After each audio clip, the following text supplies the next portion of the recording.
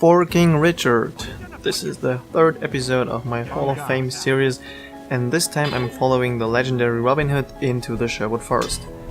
Robin Hood Legend of Sherwood is a top-down tactics game where you control your band of heroes through various missions fighting Prince John and his lackeys to ensure the return of famous King Richard Lionheart. Due to the game being a little bit older already, it only allows a rather low resolution, so you'll have to deal with this unfortunately. In addition, the game seems to run a little bit slow for some reason, but it's still well playable. I guess I don't have to say much regarding the story itself, only so much as that Legend of Sherwood has a more humorous take on it, not aiming at being very serious. The game thereby is, due to the story, pretty much divided into two phases. In the first, you're new to being an outlaw, ambush patrols and tax collectors, try to uncover Prince John's plans and build up your resistance group by increasing the sizes of your band of merry men, as well as finding allies amongst the English nobles. Having achieved this, you start going into the offensive, attack cities held by Prince John's allies and beat back any counterattacks. Right here we're in the middle of Nottingham, currently participating in a shooting competition, which of course goes wrong and we have to fight our way out of this mess. As you can see, the maps are designed with a lot of attention to detail, making them really great to look at. Due to the 2D art style, the game aged relatively well, making it still very well playable. The fighting system is kinda special. You choose the attack moves of your heroes by drawing the action on the screen. A direct punch, a stab or a swing with your weapon in a circle. In addition, each hero has a special move which deals a lot of damage but also is very slow. You can initiate it by drawing a lying 8.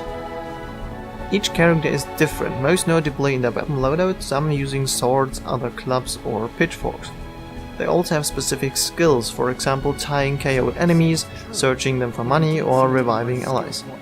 In addition, every character has certain special abilities, like delivering KO punches, using a bow or throwing apples at enemies to distract them. All this makes certain classes better equipped for certain approaches, stealth or offensive, lethal or non-lethal. Killing people certainly is the easier way, but not doing so gives you more followers, especially important at the beginning. Some missions may even require you to not kill people at all. A very careful approach and regular saving is a must in those kind of situations. If your band of followers has grown to a certain degree, you may become a little bit more reckless, especially since you will fight alongside allies who simply kill everything in their way. But due to the game always presenting you the percentage of spared enemies, you kinda feel obliged to just knock out and tie up most enemy soldiers anyway. I've talked about the importance of your band of merry men already, but didn't give any specifics, so here we go. Welcome to Robin's forest hideout.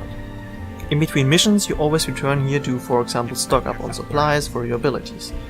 First, you'll have to produce them, however, which is done by sending some of your men to their respective places in the hideout.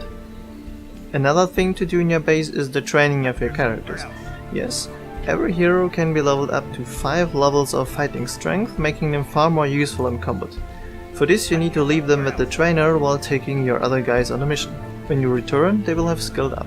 You may have already noticed there are a few special heroes you know from the stories, like Will Scarlet, Friar Tuck, Little John, etc., and a lot of clones who basically make off the mass of your followers. Those guys can actually die in a mission, while your real heroes only become unconscious. Also of note, during the campaign you can find several royal items like the crown jewels, King Richard's sword and more. Bring them back to Sherwood will definitely anger Prince John.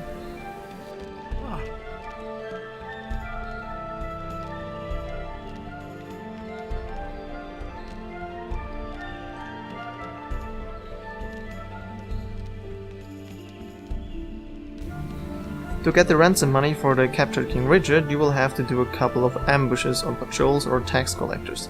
Those can usually be done in a few minutes, but can become a little bit tedious after a while. Far more interesting are of course the main missions taking place in the 5 cities.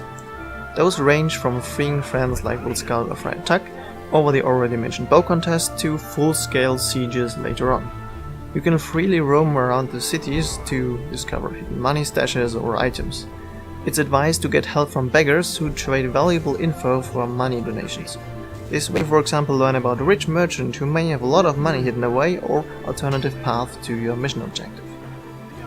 While normal missions usually only require you to get to a certain place to get info or free a prisoner, sieges require you to clear several parts of the city to A. enable your allies to rush to the main objective, and B. collect the necessary amount of emblems to get complete control over the city.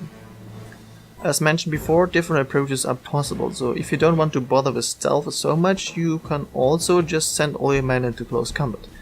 Alternatively, you can sneak around, ambush patrols, lure single soldiers away from their comrades, or trap guards under nets. Tying and hiding them will make sure that their fellow soldiers won't ring alarm or free them. Killing everyone, of course, also solves the latter.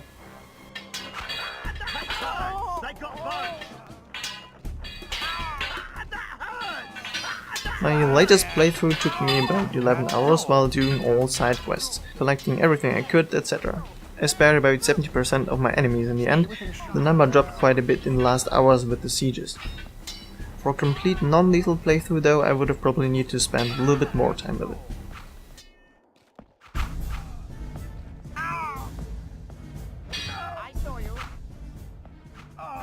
But now, excuse me, I just saved King Richard and whole England, it's absolutely time to party.